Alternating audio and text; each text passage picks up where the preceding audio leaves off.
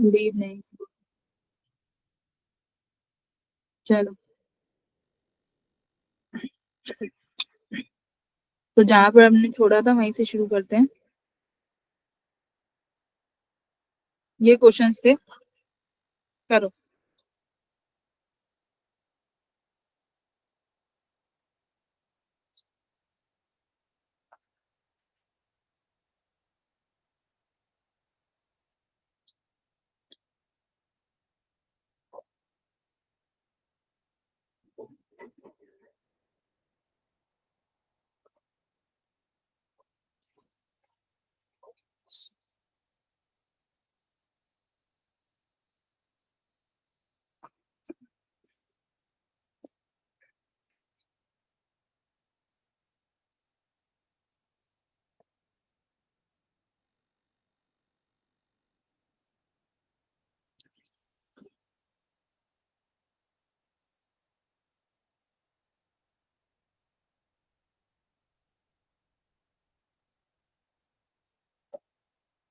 Try करो ये question. Surface of contact निकालना है, टेम्परेचर।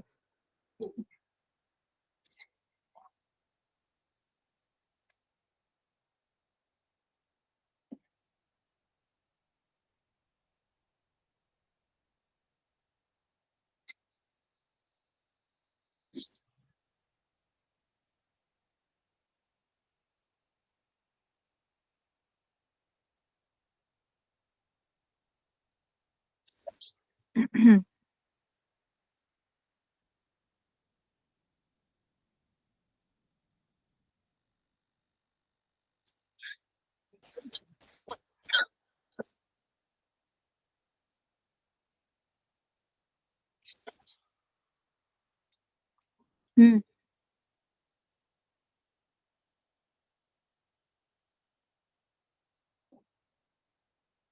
हम 60 डिग्री है। ओप्स। 60 आ रहा है। यस। इसका सॉल्यूशन तो चेक करना पड़ेगा, मेरे पास है तो सही। एक सेकेंड।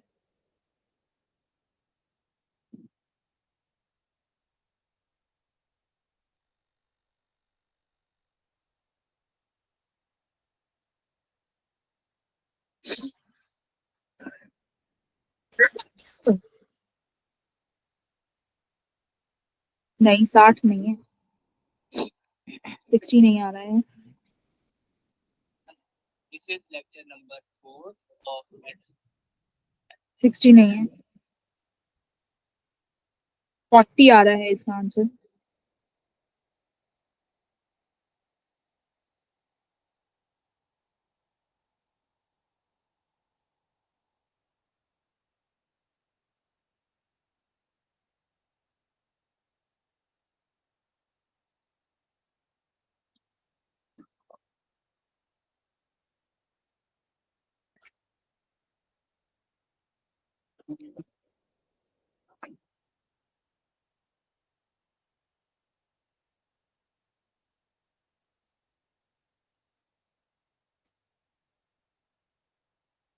तो क्या करना है, थर्मल करंट को बराबर करेंगे दोनों का,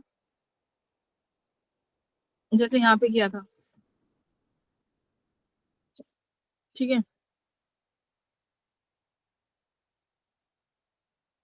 फिर रेजिस्टेंस R1 R2 निकाला था। यहाँ पे R1 R2 निकाला है, फिर R1 R2 की वैल्यू रखोगे यहाँ पे। देखो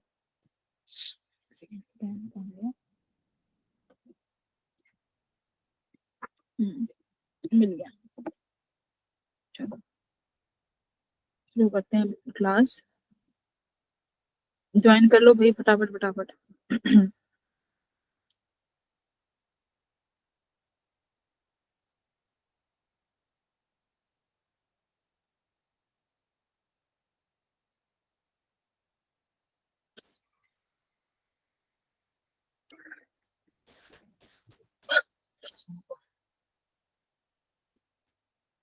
देखो क्या बोला था, हम करंट को बराबर बराबर कर लेते हैं कि मतलब हमारे पास दो रॉड्स थी, हमने उसको इस तरीके से ज्वाइन कर दिया।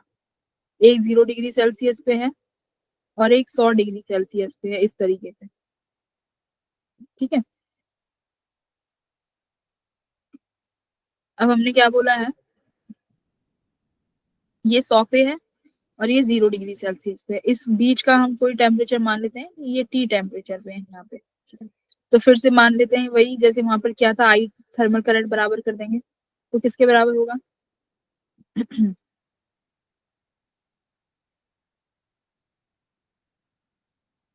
आई टी किसके बराबर होगा, del T upon R thermal. तो डेल टी कितना है ऊपर, 100 माइनस टी अपॉन आर, इसका रेजिस्टेंस कितना है, दिया नहीं है, तो R1, इसका कितना हो जाएगा, T minus 0 upon R2। R2 R1 कितना हो जाएगा भाई, R किसके बराबर होता है, x अपॉन के ए। ठीक है, तो x यहाँ आ गया, यानी लेंथ कितनी है, 2 plates A and B and thermal conductivity. चलो लेंथ इसकी L1 हो गई, के ए यहाँ पर चला गया, के ए वन इज इक्वल टू यहाँ पर L2 T K2 A2। Clear. अब देखो तुम्हारे पास लेंथ है and we have thermal conductivities, यानी K1 K2 की वैल्यू है, गिवन है। सरफेस एरिया दोनों का ए सेम है, तो ए से तो ए कैंसिल हो जाएगा। If they are placed in contact along the temperature of the outer surface, length का क्या रहेगा, लेंथ भी बराबर है, सेम थिकनेस है ना, तो सेम थिकनेस लेंथ भी सेम हो गई, तो ये भी यहाँ से कैंसिल हो गया। तो सिर्फ अब क्या बचेगा तुम्हारे पास, के वन की वैल्यू बचेगी which is 84, 100 minus T equals to T, K2 की वैल्यू 126। इस इक्वेशन को सॉल्व करके देखो क्या आंसर आता है, जरा बताओ। यस मैम, 40 कितना आ आ रहा रहा है, है। आ रहा 40, तो ये आ गया 40 डिग्री सेल्सियस। तो इस तरीके से सॉल्व हो जाएंगे एक ही फॉर्मूले से क्वेश्चन सारे। अब आते हैं अपने कन्वेक्शन पे। कन्वेक्शन हम पढ़ चुके कि इसमें क्या होता है, सोर्स, इसमें मोड ऑफ ट्रांसफर क्या होगा, कोई ना कोई चीज मूव करेगी, है ना। जैसे हमने देखा था वाटर मॉलिक्यूल्स मूव कर रहे थे, तो वाटर मॉलिक्यूल्स मूव करेंगे, यानी कोई भी या तो सोर्स मूव करेगा या रिसीवर, तभी हमारा ये क्या होगा, ये कन्वेक्शन का प्रोसेस होगा।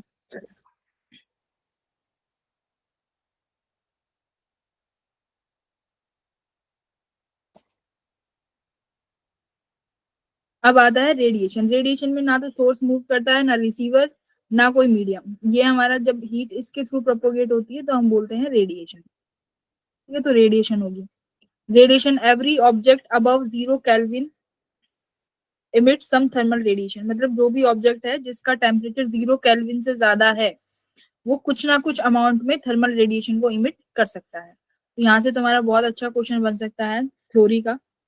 ठीक है, क्या सभी ऑब्जेक्ट रेडिएशन इमिट कर सकते हैं, तो yes, some amount of radiation emit कर सकते हैं अगर टेम्परेचर 0 केल्विन से ज्यादा है तो। अब देखो रेडिएशन क्या है, if a body observe some of the radiations from the surroundings in addition to the radiate energy। देखो क्या है, दो तरीके की चीज होती है, एक तो रेडिएट करना, एक एब्जॉर्ब करना। ठीक है, अगर रेडिएशन ज्यादा है, कोई भी बॉडी मतलब रेडिएट ज्यादा कर रही है, एब्जॉर्ब नहीं कर पा रही, तो बॉडी का टेम्परेचर क्या हो जाएगा भाई, डिक्रीज हो जाएगा।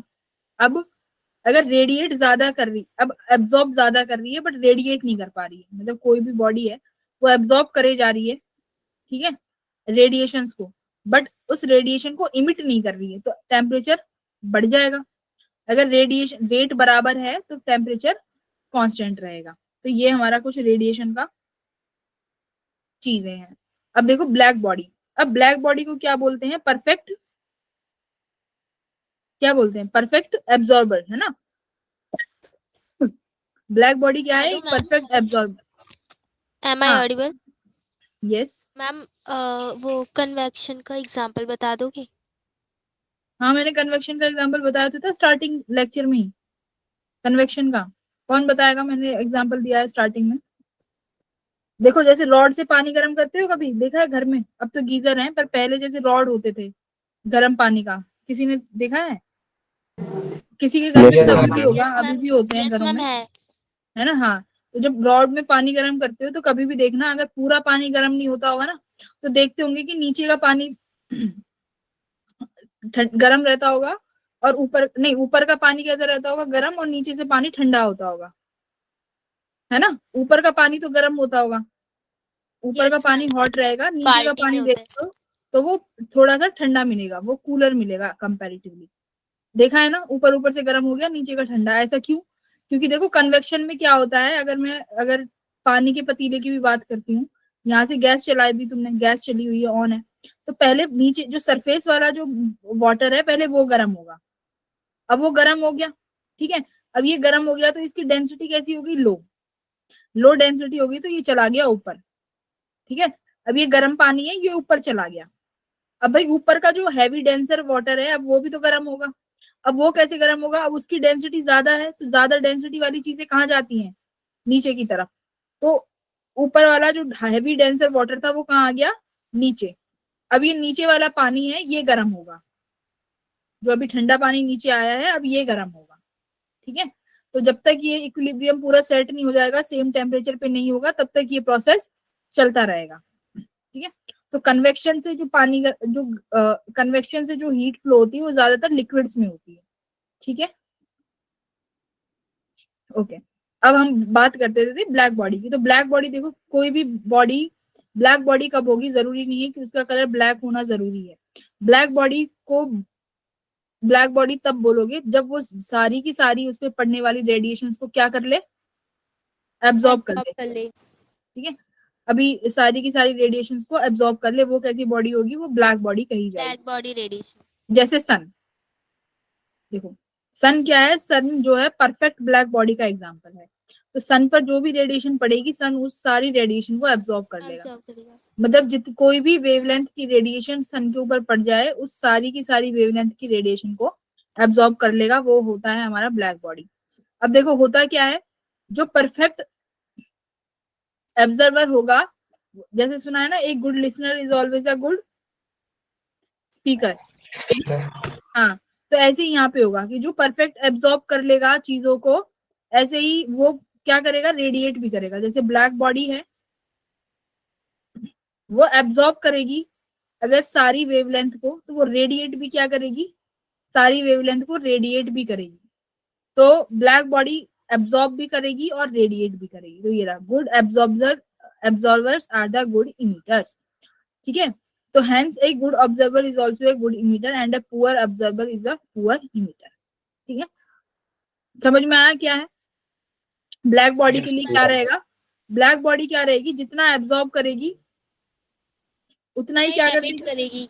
उतना Emit ही करेगी. इमिट कर देगी, है ना। उतनी सारी रेडिएशंस को इमिट करती चली जाएगी। तो वो तुम्हारी हो गई black Black body. body radiation. अब देखो फेरीज ब्लैक बॉडी क्या थी, फेरी ने एक ब्लैक बॉडी का एग्जांपल दिया कि ब्लैक बॉडी क्या होती है। इन्होंने बोला कि मान लो, इन्होंने एक ऐसा डिजाइन किया कि अंदर से ना ये पूरा का पूरा ये ब्लैक है, एकदम चारकोल टाइप। छोटा सा इन्होंने यहाँ से स्पेस बनाया जहां से कोई भी रेडिएशन इन कर सकती है, कोई भी रेडिएशन इन कर सकती है।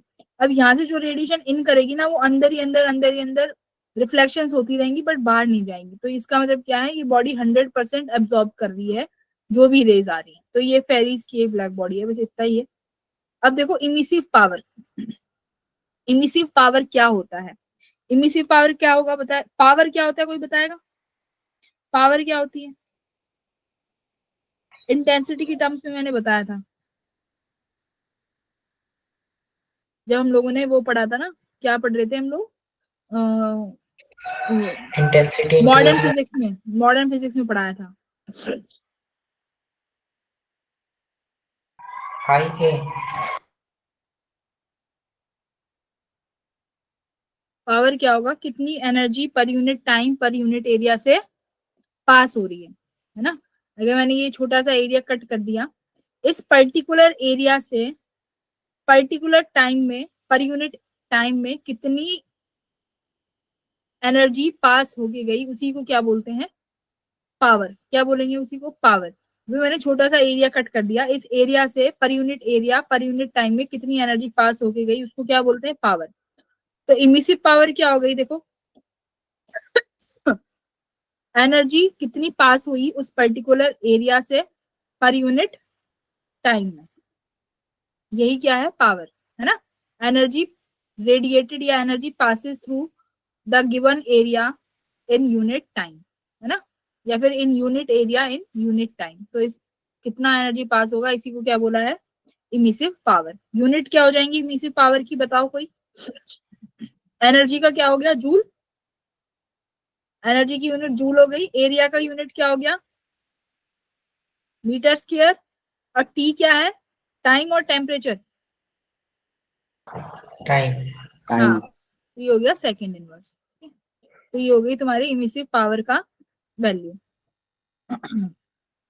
देखो क्या है emissive power, this is the energy radiated per second per unit area by a body is called emissive power. Formula del Q by del Q ले लो, यानी हीट या एनर्जी यू से भी डिनोट कर सकते हो, क्यू से भी। तो del Q by del A by del T, ये इमिसिव पावर है। अब देखो स्टेफेंस लॉ क्या कहता है कि जो भी बॉडी किसी पर्टिकुलर टेम्परेचर पे, देखो मान लो ये मेरी एक बॉडी है, ठीक है, इस बॉडी का टेम्परेचर टी है, ठीक है, ये इस टी टेम्परेचर पे कुछ अमाउंट की एनर्जी को इमिट करेगी, ठीक है, इमिट करेगी, रेडिएशन इमिट करेगी। तो वो कितनी रेडिएशन इमिट करेगी, यानी उसकी इमिसिव पावर कितनी है, वो किस पे डिपेंड करेगा, उसके टेम्परेचर की फोर्थ पावर पे। किस पे डिपेंड करेगा, उस टेम्परेचर की फोर्थ पावर।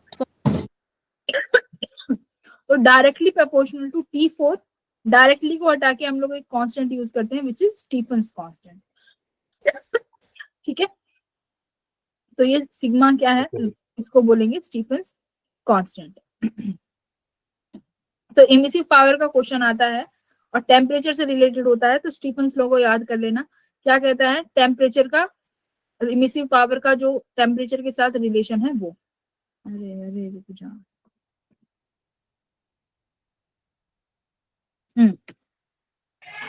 मैम ये लॉ परफेक्ट रेडिएटर के लिए है या नॉन परफेक्ट रेडिएटर? देखो ये वाला जो है ना, ये परफेक्ट के लिए है ना। ये जो है अभी जो लिखा हुआ है Pe equals to row T4, ये जो इक्वेशन है ये परफेक्ट इमीटर के लिए है, ठीक है। अगर ये परफेक्ट इमीटर नहीं होता तो यहाँ पे एक वैल्यू ऐड हो जाती है which is equals to E sigma T4। अब जो ये E है ना, इसकी वैल्यू कहाँ पर डिपेंड करती है, 0 से लेकर 1 तक। अगर ये परफेक्ट बॉडी है तो इसके लिए E की वैल्यू कितनी हो जाती है, 1, हाँ, या फिर 0 से लेके 1 के बीच में लाई करेगी। तो परफेक्ट बॉडी के लिए देखो लिख भी रहा है, for a perfect black body emissive power कितनी है, ये किसके बराबर रहेगा, रो T4 के। पर चाहे कोई भी बॉडी हो, क्वेश्चन में आए डिपेंड किस पे करेगा, टेम्परेचर की फोर्थ पावर पे, ठीक है, डिपेंड करेगा, चाहे ब्लैक बॉडी हो चाहे कैसी भी बॉडी हो, डिपेंड करेगा T4 पे, ठीक है। हाँ देखो ये रहा, फॉर ए ब्लैक बॉडी ये E की वैल्यू पे डिपेंड कर जाएगा विच इज इमिसिविटी, क्लियर है। तो E की वैल्यू ब्लैक बॉडी के लिए 1 हो गई। पर अगर डिपेंडेंसी पूछी जाएगी तो चाहे ब्लैक बॉडी हो चाहे कैसी भी बॉडी हो, डिपेंडेंसी T की पावर 4 पे ही रहेगी। डन।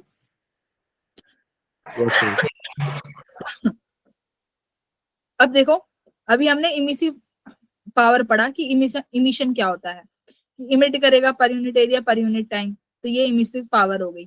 इमिसिव पावर डिपेंड किस पे करेगी, T की पावर 4 पे। देखो इमिसिव पावर का फॉर्मूला भी है del Q by del A del T, depend करेगी सिग्मा T4, यानी दो इक्वेशन साथ में आई है, ये तो कंपेयर करके भी कई बार क्वेश्चन पूछे जाएगा। अब देखो क्या कह रहा है, जब कोई ब्लैक बॉडी रेडिएट करेगी, रेडिएशन को रेडिएट कर रही है, तो उस रेडिएशन में तो बहुत सारी वेवलेंथ होंगी, बोलो हाँ या ना। भाई कोई भी बॉडी रेडिएशन कर रही है, उसमें कोई एक पर्टिकुलर अमाउंट की तो वेवलेंथ होगी नहीं, उसमें तो बहुत सारी वेवलेंथ रहेंगी, ठीक है। तो हर पर्टिकुलर वेवलेंथ जो है अपने कॉरेस्पॉन्डिंग एक पावर को कंट्रीब्यूट करेगी।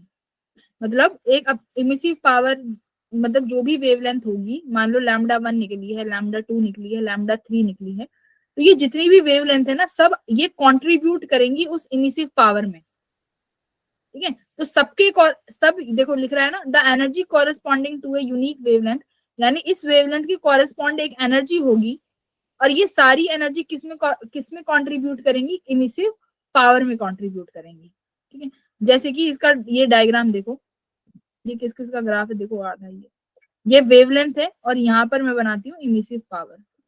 ये ग्राफ है इमिसिव पावर और वेवलेंथ के बीच में। अब देखो यहाँ पर वेवलेंथ, जो यहाँ वाली वेवलेंथ होगी ये इमिसिव पावर में इतना कंट्रीब्यूट कर रही है, उसकी वजह से जो ये वाली वेवलेंथ है इसकी वजह से भी जो पावर है वो सिर्फ इतना कंट्रीब्यूट कर रही है। एक पर्टिकुलर वेवलेंथ ऐसी है जिसके कॉरेस्पॉन्डिंग जो इमिसिव पावर है वो क्या है, मैक्सिमम है ना। एक पर्टिकुलर वेवलेंथ है ना जिसकी कॉरेस्पॉन्डिंग जो इमिसिव पावर है वो क्या है, मैक्सिमम। उस वेवलेंथ को तुम कुछ भी नाम दे दो। तो एक या इसका मतलब क्या है, हर पर्टिकुलर वेवलेंथ अपना खुद का इमिसिव पावर में कंट्रीब्यूट करेगी, ठीक है।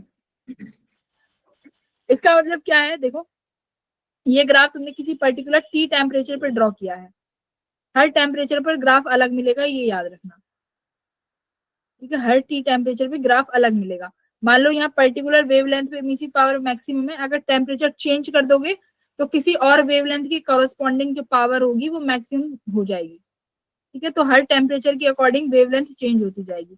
पर क्या है, मैक्सिमम वेवलेंथ और टेम्परेचर का जो प्रोडक्ट है ये हमेशा कांस्टेंट रहेगा। ये क्या रहेगा, हमेशा ये कांस्टेंट रहेगा, ठीक है, ये कांस्टेंट रहेगा।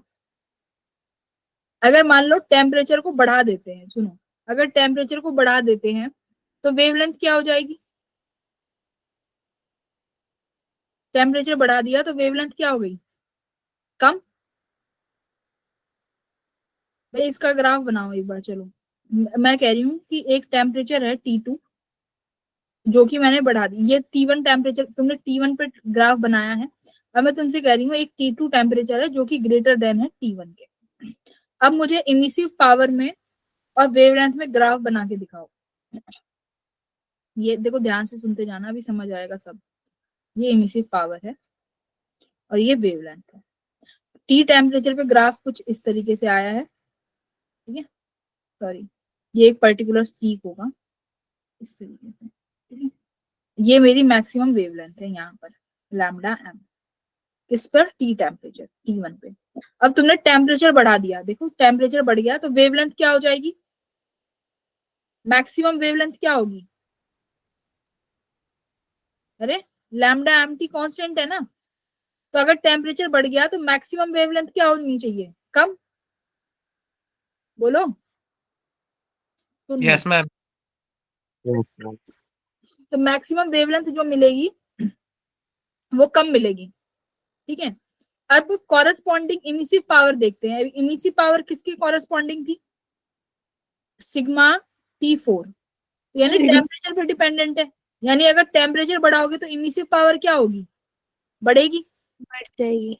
तो यानी वेवलेंथ तो घट गई पर इमिसिव पावर बढ़ गई। तो अब पावर और लैम्डा के बीच में ग्राफ कैसा बनेगा बताओ, या ये बताओ पीक ऊपर जाएगा कि पीक नीचे आएगा, पीक तो ऊपर जाएगा ना इस तरीके से, क्योंकि इमिसिव पावर तो बढ़ गई है ना, क्योंकि टेम्परेचर बढ़ा है। तो टेम्परेचर के अकॉर्डिंग इमिसिव पावर क्या हो गई, देखो बढ़ गई, तो पीक क्या आ गया, ऊपर आ गया। पर वेवलेंथ जो मैक्सिमम वेवलेंथ मिलनी थी उसकी वैल्यू क्या हुई थी, कम हो गई। तो देखो अब इस मैक्सिमम पीक के कॉरेस्पॉन्डिंग जो वेवलेंथ मिल रही है उसकी वैल्यू क्या हो गई, कम हो गई ना। यहाँ पर वेवलेंथ थी एक्स एक्सिस के अकॉर्डिंग, तो ये कोऑर्डिनेट और ये कोऑर्डिनेट कौन सा ज्यादा बड़ा है, ऑब्वियसली बी वाला। तो वेवलेंथ कम हो गई और ग्राफ क्या हो गया, इमिसिव पावर का पीक ज्यादा हो गया। तो ऐसे अगर पूछ सकते हैं कि T1 T2 T3 तीन चार ग्राफ दे देंगे, पूछ लेंगे कि कौन सा टेम्परेचर ज्यादा है बताओ, अरेंज करो। तो इस तरीके से अरेंज करना आना चाहिए, ठीक है। स्पेक्ट्रल पावर में इसी तरीके के क्वेश्चन पूछे जाएंगे। क्लियर है क्या हुआ है, इमिसिव पावर में तीन चीज सिखाई है, टेम्परेचर, वेवलेंथ और इमिसिव पावर। तो क्या क्या आया है कि दो दो इक्वेशन आई है, एक तो स्टीफन्स लॉ, दूसरी मैक्सिमम वेवलेंथ और टेम्परेचर का जो प्रोडक्ट है ये कांस्टेंट है। अगर टेम्परेचर बढ़ाओगे तो वेवलेंथ कम हो गई और टेम्परेचर के बढ़ने से इमिसिव पावर का पीक ज्यादा हो गया, तो पीक बड़ा कर दो। और पीक बड़ा कर दोगे उसको शिफ्ट करते जाओ, क्योंकि वेवलेंथ भी हमें कम करनी है एक्स एक्सिस पे, तो वेवलेंथ को कम करते जाओ, यानी इसकी जो विड्थ है वो कम करते जाओ। इस तरीके से आ जाएगा। अब इसी को, यही जो लॉ है इसको कौन सा लॉ बोलते हैं? Wien's law. कौन सा लॉ बोलते हैं इसको? है ना, वीन्स लॉ बोलते हैं। पर वीन्स लॉ क्या कहता है? ये कांस्टेंट तो है, बट ये कांस्टेंट किसके बराबर है? बी के बराबर है। और इन्होंने बता दिया ये बी क्या है? वीन्स कांस्टेंट है। ठीक है, ये इन्होंने बस आगे ये चीज बता दी है, जो लैम्डा मैक्सिमम टी का जो कांस्टेंट है ये किसके बराबर है? बी के बराबर। और यही क्या है? वीन्स कांस्टेंट है। अब बात करते हैं, इमिसिव पावर हो गई। अब बात करते हैं एब्जॉर्प्टिव पावर। एब्जॉर्प्टिव पावर क्या होगी, बताएगा कोई? Ma'am, maybe the power to absorb anything. देखो इमिसिव में क्या किया था कि पर्टिकुलर एरिया से कितनी पावर इमिट हो रही है। अब एब्जॉर्प्टिव पावर में क्या हो जाएगा? अब देखो एब्जॉर्ब, अब एक चीज देखो, कोई भी चीज है यहाँ पर पहले एब्जॉर्ब कर रही है वो, यानी कुछ तो अमाउंट का पहले तो इंसिडेंट हो रहा होगा। मान लो कुछ इंसिडेंट हो रहा है जिसे मैं बोलती हूँ यू अमाउंट की जो एनर्जी है वो रेडिएशन है वो इंसिडेंट हो रही है। इसमें से कुछ एब्जॉर्ब कर ली, यानी यू अमाउंट की जो है एब्जॉर्ब कर ली। ठीक है भाई, अब कुछ तो रिफ्लेक्ट भी हो गई होगी, मान लो यू आर रिफ्लेक्ट हो गई, और कुछ क्या हो गई होगी एब्जॉर्ब करने के बाद? ट्रांसमिट भी हो गई होगी। तो एब्जॉर्प्टिव पावर कैसे निकालेंगे? यू ए यानी जो एब्जॉर्ब हुआ है अपॉन टोटल इंसिडेंट। तो मतलब टोटल पावर कितनी इंसिडेंट हो रही है इस सरफेस एरिया पे, कितनी हो रही है? यू। तो ये क्या होगी? Absorptive power. ऐसे निकालेंगे, निकाल लेंगे। तो कैसे निकाला है? Del U absorbed upon del U, ये कौन सी है? इंसिडेंट। इस तरीके से। तो एब्जॉर्प्टिव पावर का फॉर्मूला है कि एब्जॉर्ब कितनी हुई और इंसिडेंट कितनी हुई। और इमिसिव पावर का था del U upon del A into del T, मतलब उस पर्टिकुलर एरिया से पर्टिकुलर टाइम में कितनी एनर्जी इमिट हुई है, वो हमारी इमिसिव पावर होगी। अब आता है देखो किरचॉफ्स लॉ। ठीक है, किरचॉफ्स लॉ क्या कहता है कि किसी भी बॉडी का, देखो ये सब ये ऑल बॉडीज के लिए एप्लीकेबल है, जरूरी नहीं है कि सिर्फ और सिर्फ तुम इन्हें ब्लैक बॉडी के लिए लगाओगे। किसी भी बॉडी के लिए किसी भी पर्टिकुलर टेम्परेचर पे, ठीक है, किसी भी बॉडी के लिए किसी भी पर्टिकुलर टेम्परेचर पे रेशियो, अब देखो क्या कह रहा है कि कोई भी बॉडी जितना इमिट करेगी ना उतना ही एब्जॉर्ब करेगी, यानी इमिसिव पावर और एब्जॉर्प्टिव पावर बराबर रहेगी। और ये किसके बराबर रहेगा? किसी कांस्टेंट के बराबर रहेगा। ठीक है, और ये कांस्टेंट क्या है? और ये कांस्टेंट क्या है हमारा? ब्लैक बॉडी की इमिसिव पावर। ये क्या है? ब्लैक बॉडी की इमिसिव पावर के बराबर है। यानी देखो कोई भी बॉडी है, सुनो, कोई भी एक पर्टिकुलर बॉडी है, किसी भी पर्टिकुलर टेम्परेचर पे कुछ चीज इमिट करेगी, कुछ पावर, कुछ एनर्जी को एब्जॉर्ब कर रही होगी। ठीक है, अगर उनका रेशो निकालोगे कि कितना इमिट कर रही है कितना एब्जॉर्ब कर रही है, वो एक कांस्टेंट के बराबर रहेगा। और वो कांस्टेंट कितना है? ब्लैक बॉडी का इमिसिव पावर। ठीक है, ब्लैक बॉडी का इमिसिव पावर कैसे निकाल लोगे? ρT4 करके। तो ये बोला है किरचॉफ्स लॉ ने। क्लियर है? यार एक बात बताओ, कोई भी बॉडी है, वो बॉडी या तो एब्जॉर्ब करेगी या फिर इमिट करेगी, और हो सकता है दोनों काम साथ में हो रहे हो, इमिट भी कर रही हो और एब्जॉर्ब भी कर रही हो। अब जब तुम इन दोनों का रेशियो निकालने गए तो वो रेशियो कांस्टेंट आया। देखो ये क्या है? इमिसिव, पीई यानी इमिसिव, ए यानी एब्जॉर्प्शन। इन दोनों का जब रेशियो लिया वो एक कांस्टेंट आया। अब वो कांस्टेंट क्या है? ब्लैक बॉडी का इमिसिव पावर। ठीक है, ये ब्लैक बॉडी का इमिसिव पावर है। क्लियर? ये ब्लैक बॉडी का इमिसिव पावर है। मेरी बात ध्यान से सुनो, कुछ चैप्टर्स तुम्हारे ऐसे होंगे कि मैडम कुछ ऐसे चैप्टर बता दो जो बिल्कुल भी ना करके जाए एग्जाम में, है ना? सबको प्रॉब्लम हो रही होगी ना कि हम कोई तो ऐसा चैप्टर जो बिल्कुल भी ना करके जाए। तो देखो बेसिक फॉर्मूला तो सबके ही पढ़ के जाओ, क्योंकि जनवरी के पेपर में सिर्फ और सिर्फ बेसिक फॉर्मूले से ही क्वेश्चन आएंगे। अगर थ्योरी तक पढ़ के चले जाओगे ना फॉर्मूला बेस्ड, तो भी सवाल लगा लोगे। ठीक है, तो फॉर्मूला तो पढ़ के ही जाओ।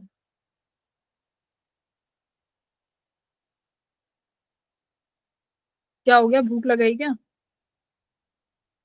Oh, ma'am. अब तो सर्दियां आ गई, सर्दियों में तो क्या, ये लैपटॉप लेके बैठे रहो, पढ़ते रहो। बाहर भी जाने का मन नहीं करता, खेलने का मन भी नहीं करता होगा, कोई डिस्ट्रैक्शन ही नहीं है, यस मैम। है ना। सर्दियों में तो बढ़िया पढ़ाई हो जाती है, एकदम शांति भी रहती है घर में। आती है सर्दियों में। नींद भी ज्यादा कहाँ आती है, रातें इतनी लंबी हो जाती हैं, है ना। और सर्दियों में सब जल्दी सो भी जाते हैं, तुम्हारे पास अपने लिए टाइम भी बहुत है, सब जल्दी सो मैम जाते हैं अपने मेरी तो आँख ही नहीं खुलती। नहीं नहीं, 7-8 घंटे से ज्यादा मत सो भाई, एक ठीक महीना है, बचा है। 12 घंटे में आँख नहीं खुलती। फिर कितना सोते हो, 10-12 घंटे? तेरी बात सुन रही है। 12-13। नहीं नहीं, देखो अच्छी जो पढ़ाई होती है ना वो ऐसी होती है, आप रात को 8 घंटे सो जाओ और दिन में 1 से 1.5 घंटे की पावर नैप ले लो, वो बेस्ट स्टडी होती है। ठीक है, अगर तुम एक साथ चाहे 10 घंटे सोओगे ना तो वो टायर्ड ही फील होगा, तुम्हें कभी भी रिफ्रेश नहीं उठोगे 10 घंटे की नींद के बाद। अगर डेली करोगे तो, अगर डेली 10 से 11 घंटे एक साथ सोओगे तो कभी भी रिफ्रेशिंग फील नहीं कर पाओगे। 8 घंटे सो के उठो, 10 मिनट का आलस आएगा, लेजीनेस लगेगी, बट फ्रेश उठोगे। उसके बाद दिन में जब पढ़ने बैठोगे ना, फिर उसके बाद 1 से 1.5 घंटा दिन में सो जाओ, तब तुम्हारी पढ़ाई थोड़ी इफेक्टिव होगी। मैम मैं पढ़ते पढ़ते सो जाता हूँ, पता ही नहीं चलता कब सो गया कब उठ रहा हूँ, यही नहीं पता चलता। अच्छा, पढ़ते पढ़ते कैसे, फिर तो तुम नींद नहीं ले रहे हो। देखो, जो पढ़ते पढ़ते सो जा रहे हैं उसका मतलब है कि वो नींद पर्याप्त नहीं ले रहे हैं, वो सफिशिएंट नींद नहीं ले रहे हैं, जो पढ़ते पढ़ते सो जा रहे हो, है भाई। कोई ऐसा है जो बिल्कुल अच्छे से टाइम टेबल फॉलो कर रहा हो बिना, जिसको नींद के ना आ रही हो ना कुछ? मैम मुझे आती है, अभी भी मैम आ मैं रही तो अलार्म बंद करके फिर से सो जाती हूँ। है। यस मैम, 4 बजे का अलार्म लगा के बंद करके वापस सो जाते हैं, फिर 5 बजे उठते हैं, फिर अलार्म बंद करते हैं, फिर सो जाते हैं, फिर 6, 7, 8 ऐसे ही बज फिर चलते 4 हैं। बजे अलार्म बंद करने के बाद डायरेक्ट 6 साढ़े 6 देखो, बजे। ये ना, ये सबसे बड़ा एक ट्रैप है। क्यों, तुम रात को सोते होंगे, अरे चलो अभी क्लास हो गई, 10 बजे सो जाते हैं, सुबह जल्दी उठ के पढ़ लेंगे, 4 बजे उठ के पढ़ लेंगे, है ना। ऐसा नहीं है। उसके मैम उसके होता ही नहीं चक्कर है ऐसा। उसके चक्कर में ना तो रात में पढ़ पाते हो ना दिन में। Yes ma'am same. रात को 2 बजे सोते हैं, 12 5 बजे बजे उठते हैं, हो तक सो जाता है। जाते हैं, फिर 8-9 बजे आँख खुलती है, 9-10 बजे। हाँ, तो यस इसीलिए मैम। ना, इसीलिए ये सबसे बेस्ट है, क्योंकि पता है जो जो ये कहते हैं ना 4 बजे उठ के पढ़ने से, देखो जो जो इस चीज के साथ कंफर्टेबल हैं, जो 4 बजे उठ पा रहे हैं, वो इस टाइम टेबल को फॉलो कर लो। मैं भी कभी इस टाइम टेबल को फॉलो नहीं कर पाई, तो मैं वही बता रही हूँ, इसके चक्कर में ना तो रात में पढ़ पाते हैं, क्योंकि जब सोने का टाइम होता है ना तो अरे सुबह उठ के पढ़ लेंगे, सुबह उठ के पढ़ लेंगे, वो 4 बजे कोई नहीं उठ पाता। ठीक है, तो टारगेट ऐसे रखो जो अचीवेबल हो, चाहे 12 बजे पढ़ के 1 बजे तक पढ़ के सुबह तुम लेट तक उठ जाओ, 8-9 बजे, तुम्हें कौन से घर के काम करने हैं, है ना। तो ऐसे टारगेट रखो, जरूरी नहीं है 4 बजे उठ के ही पढ़ोगे भाई। ठीक है, तो टारगेट ऐसे रखो अचीवेबल। अब उसके चक्कर में ना सुबह पढ़ रहे हो ना दिन में पढ़ रहे हो। चलो, ये वाला क्वेश्चन करो अब।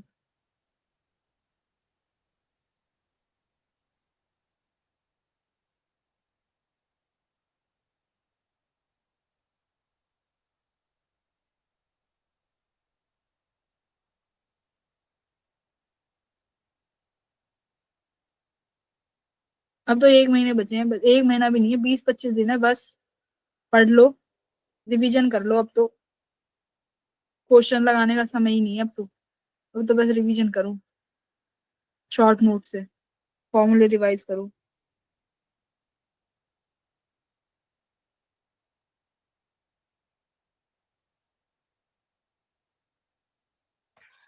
मैम ये ऑप्शन। वाह भाई वाह, बड़ी जल्दी, वेरी गुड। ठीक है, तो देखो ये है ना, जो थर्मल रेडिएशन हो गई, केटीजी हो गई, थर्मोडायनामिक्स हो गई, ये अगर यहाँ से सवाल बनता है ना तो 100% श्योरिटी है कि तुम सवाल लगा लो। वेव से जो क्वेश्चन आएगा 100% श्योरिटी है, अगर थ्योरी पढ़ी है तो सवाल लगा लोगे। ठीक है, बट मैकेनिक्स में ना हमेशा एक डर रहता है, क्योंकि मैकेनिक्स में बहुत अलग तरीके से क्वेश्चंस बन जाते हैं। कई बार होता है नहीं दिमाग चलता। तो ये जो 11th के जो लास्ट वाले चैप्टर्स है ना, इनसे सिर्फ और सिर्फ फॉर्मूला बेस्ड क्वेश्चन बनते हैं। ऐसे ही 12th के लास्ट वाले जैसे मॉडर्न फिजिक्स हो गया, एटॉमिक एंड न्यूक्लियर फिजिक्स हो गई, वहां से सिर्फ और सिर्फ थ्योरी के चैप्टर्स बनेंगे और वहां से सवाल जरूर आते ही आते हैं। ठीक है, तो ऐसे चैप्टर्स को बिल्कुल मत छोड़ के जाना, थ्योरी जरूर पढ़ के जाना इनके फॉर्मूले समेत। तो बहुत सही आंसर है, A option is the correct answer. बिल्कुल ठीक, ये को चेक भी कर लेती हूँ। हाँ भाई सही आया है। तो कैसे किया है, सवाल क्या है, power radiated by a black body is P and radiate maximum energy at the wavelength lambda naught if the temperature of the black body is now changed so that it radiate maximum energy at wavelength 3/4। तो देखो wavelength का काम आ गया यहाँ पे। तो wavelength के according हमारे पास एक ही लॉ है, वीन्स लॉ। ठीक है, lambda T equals to constant. तो ध्यान रहे वेवलेंथ आते ही वो लॉ लगा देंगे लैम्डा टी वाला। वेवलेंथ अगर 3/4 है तो टेम्परेचर कितना हो जाएगा वो तुम अपने आप निकाल लोगे। ठीक है,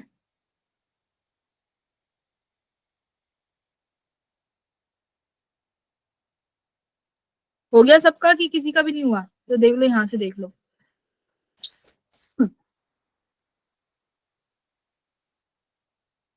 तो हमने वीन्स लॉ लगाया lambda T equals to lambda T2।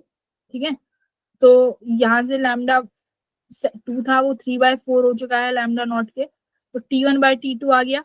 अब T1 T2 को कैसे रिलेट करेंगे हम, इमिसिव पावर से। तो इमिसिव पावर रो T4 होता है, तो सेम है तो सिग्मा तो कैंसिल हो जाएगा। तो P1 P2 बचेगा जो कि टेम्परेचर के 4th पावर पे है। टेम्परेचर दोनों आ जाएंगे, उन दोनों का पावर कर दो तो ये इमिसिव पावर आ जाएगी। ठीक है, इस तरीके से। अच्छा, इस वाले क्वेश्चन को थोड़ा सा टाइम बाद कराऊंगी, पहले न्यूटन्स लॉ ऑफ कूलिंग पढ़ लेते हैं। न्यूटन्स लॉ ऑफ कूलिंग क्या कहता है, देखो न्यूटन्स लॉ ऑफ कूलिंग कहता है जैसे मान लो हम लोग चाय पी रहे होते हैं, जैसे मैं अभी चाय पी रही थी। तो अब चाय का टेम्परेचर क्या है, गर्म। चाय तो भाई ज्यादा हॉट है और सराउंडिंग का टेम्परेचर क्या है, कम है। तो चाय धीरे धीरे क्या होने लगेगी, ठंडी होने लगेगी, क्योंकि हीट ट्रांसफर हो रही है from T to the surrounding.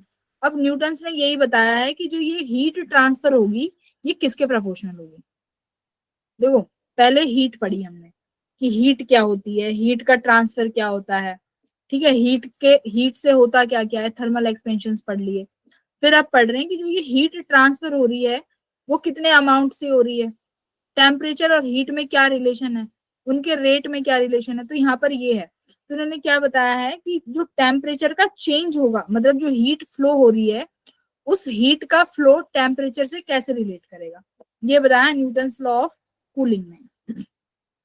तो कैसे बताया न्यूटन्स लॉ ऑफ कूलिंग ने, देखो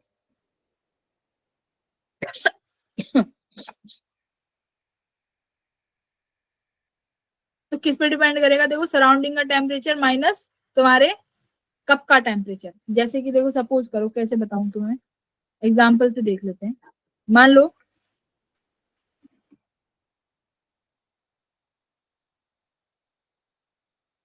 ये हमारे पास क्या है, ये चाय का कप कैसे बनाते हैं,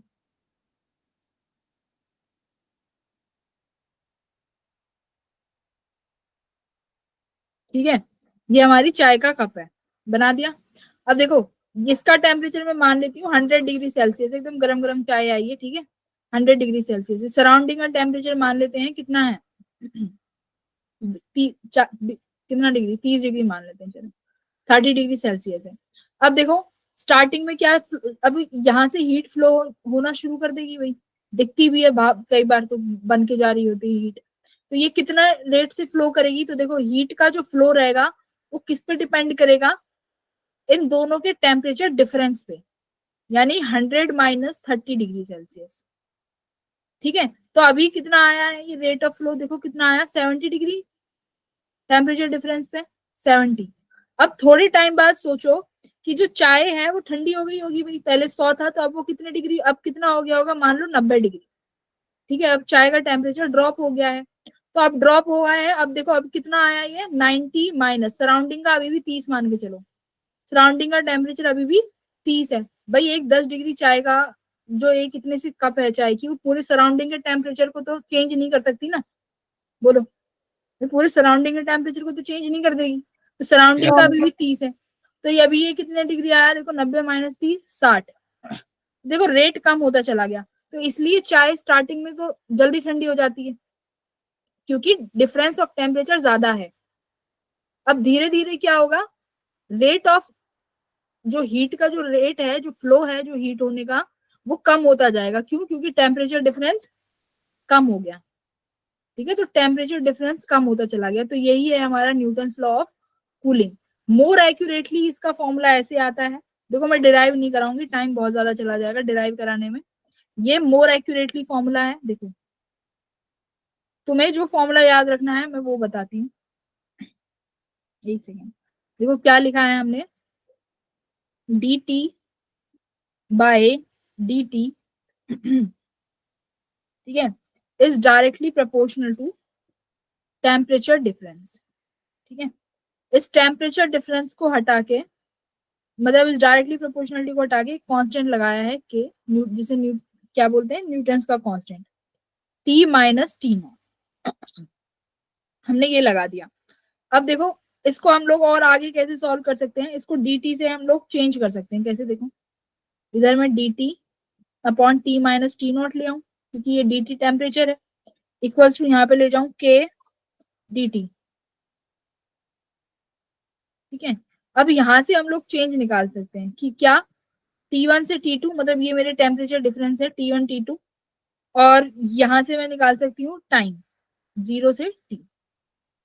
ठीक है, ये है मोर एक्यूरेट वे पूरा चेंज होने का। dt बाय, ये देखो जो ये स्मॉल dt है ना, ये क्या है, ये जो स्मॉल dt लिखा हुआ है ये क्या है, टाइम। कि जो हीट फ्लो हो रहा है विद रिस्पेक्ट टू टाइम, वो किस पे डिपेंडेंट है, टेम्परेचर। देखो टाइम और टेम्परेचर पे कंफ्यूज मत होना, यहाँ पे जो स्मॉल टी है वो हमेशा टाइम को डिनोट करेगा, कैपिटल टी टेम्परेचर। ठीक है, तो ये हो गया।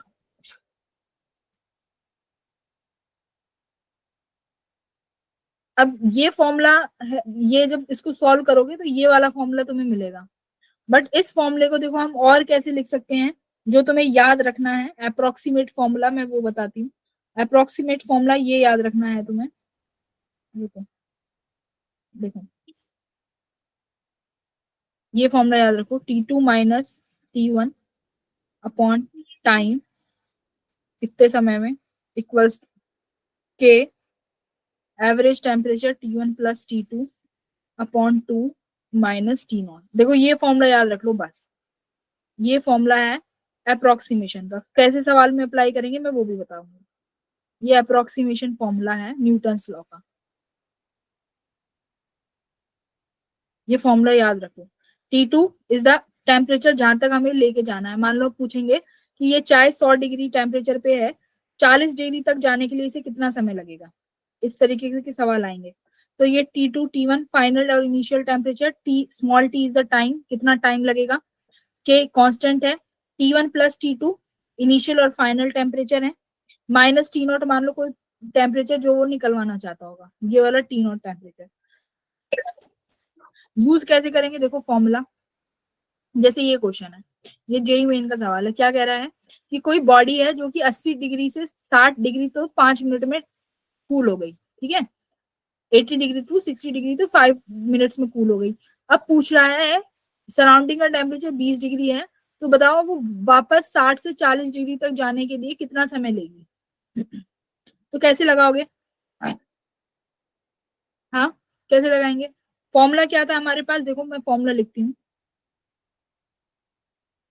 T2 minus T1 upon time equals to K temperature T1 plus T2 upon 2 minus T not.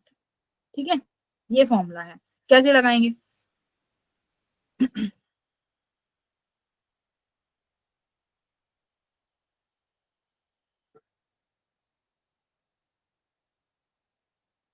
इस फॉर्मूले में यहाँ पे माइनस साइन भी है, एक सेकंड, यहाँ पे मैं माइनस साइन भी है,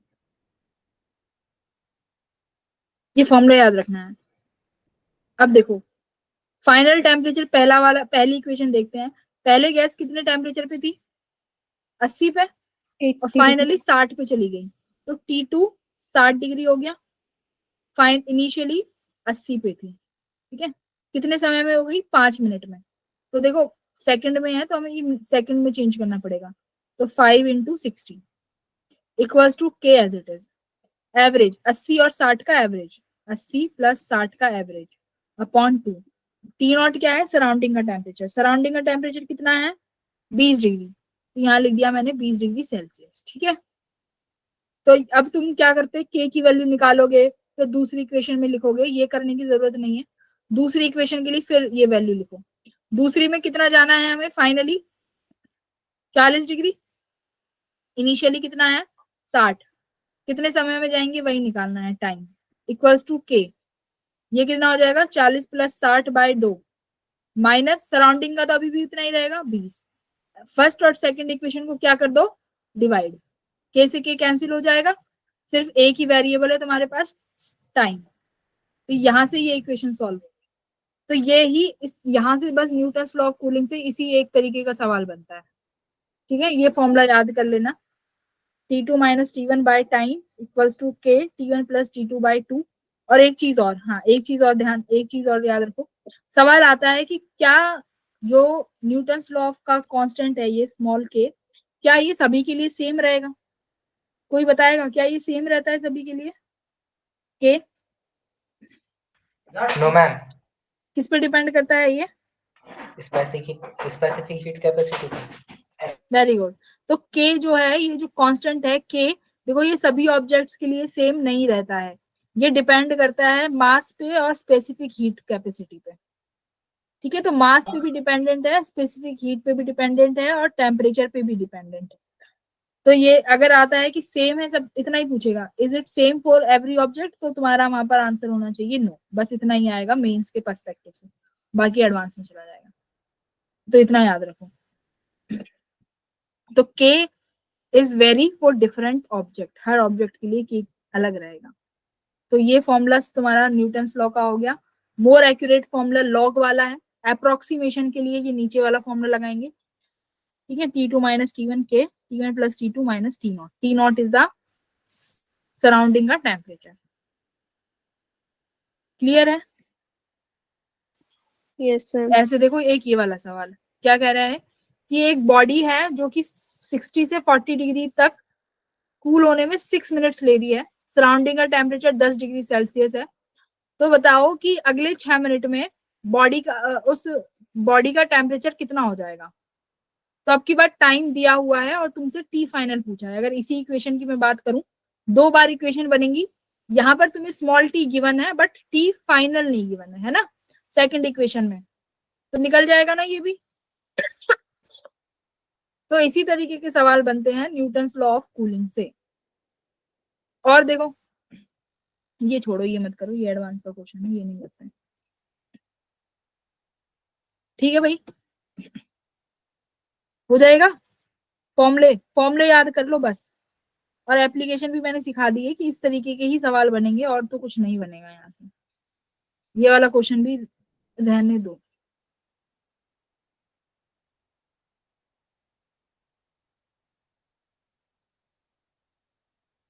ये भी रहने दो क्वेश्चन, ठीक है। तो अभी तक बताओ किसी क्वेश्चन में या किसी टॉपिक में कोई डाउट है तो डिस्कस कर लेते हैं। मैम एक बार वो थर्मल स्ट्रेस का फॉर्मूला बता दीजिएगा। किसका फॉर्मूला, थर्मल स्ट्रेस का। थर्मल स्ट्रेस का कोई फॉर्मूला नहीं है मैम जो असाइनमेंट थे ना उसमें थर्मल स्ट्रेस का मतलब फॉर्मूले यूज हुए हैं, तो थर्मल स्ट्रेस का स्पेशल कोई फॉर्मूला नहीं है, जो स्ट्रेस के फॉर्मूले हैं वही यूज होंगे, जैसे मैंने कल क्वेश्चन भी कराया था तुम्हें। तो थर्मल स्ट्रेस का स्पेशली कोई खुद से कोई फॉर्मूला नहीं है। Okay ma'am.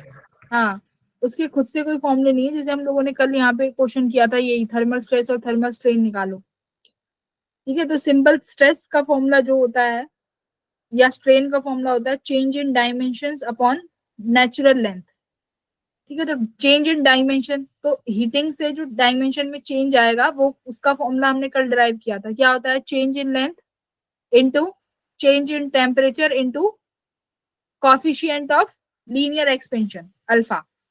तो ये डेल एल हो गया।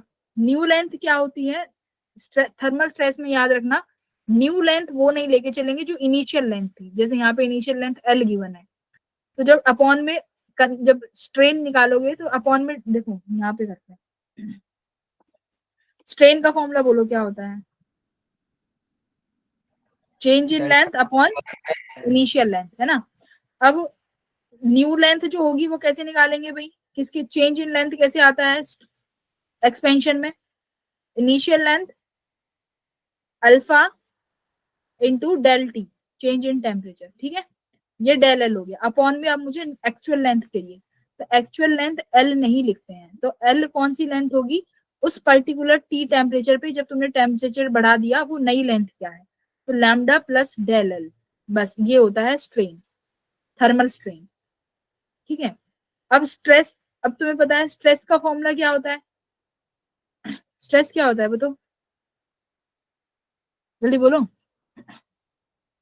स्ट्रेस या तो फोर्स अपॉन एरिया लिखते हैं, है ना। अब देखो यहाँ पर ये फोर्स अपॉन एरिया लगाने की जरूरत नहीं है, क्यों? क्योंकि मुझे पता है स्ट्रेस अपॉन स्ट्रेन किसके बराबर होता है?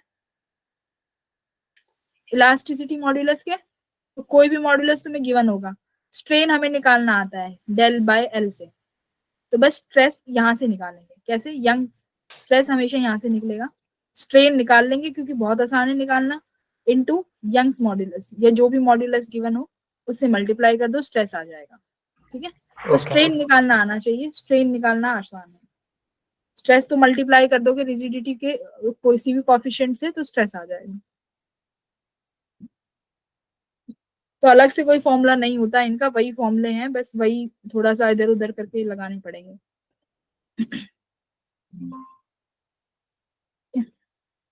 तो आज की भी मैंने उसमें क्वेश्चंस असाइन कर दिए हैं, और शॉर्ट नोट्स में जो आज कराया है उसके शॉर्ट नोट्स भी अपलोड है, एक बार वो भी चेक कर लेना।